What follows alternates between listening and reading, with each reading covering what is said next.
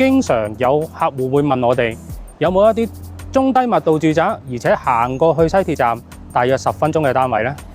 Hello， 我係 Elvin， 你哋嘅置業拍檔，今日帶大家嚟睇朗怡居。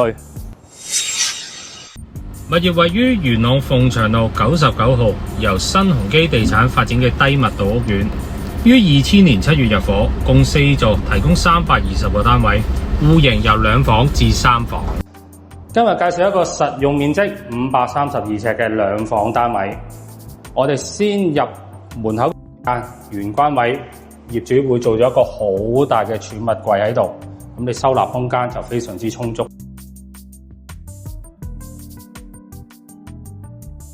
然之後我哋入到嚟呢個廚房睇，喺而家嘅新樓咧，廚房一定唔會俾到你咁大。如果我係呢間屋嘅主人，我呢度咧會做多個備餐區，我嚟準備啲食物啊、食材啊，空間絕對夠用。嚟緊我哋再會望埋嗰個客飯廳嘅位置。客飯廳啦係傳統嘅兩邊廳設計，而且咧亦都係一個落地玻璃設計，採光度啊、通風等等亦都會好足夠。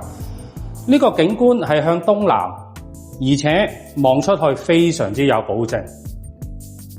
再介紹翻個飯廳，飯廳佢呢一度咧有一個對流窗，開咗嘅時候咧，成間屋嘅空氣咧亦都會非常之流通。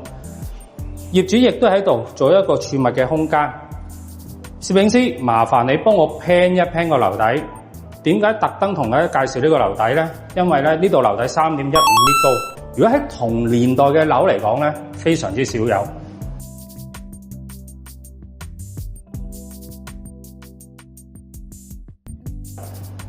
然之後我哋入到去呢個睡房區啦，我哋望咗間小朋友房先。呢間房方方正正，非常之實用，而且亦都係一個東南嘅方向。我哋再介紹埋個洗手間。洗手間原業主已經係完全重新翻新過。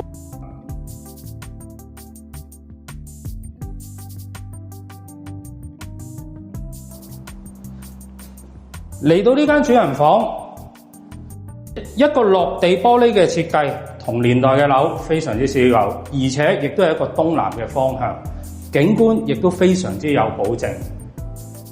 呢度間房做3邊落床絕對冇問題，而且本身呢個位置，發展商當時已經係做咗一個嵌入去嘅位置，俾你做一個大衣櫃嘅。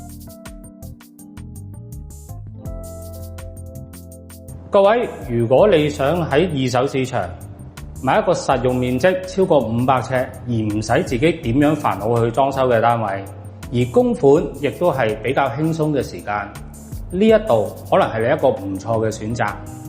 如果想知多啲呢個單位嘅詳細資料，或者對呢個屋苑有咩意見嘅時候，歡迎喺片段下面留言俾我。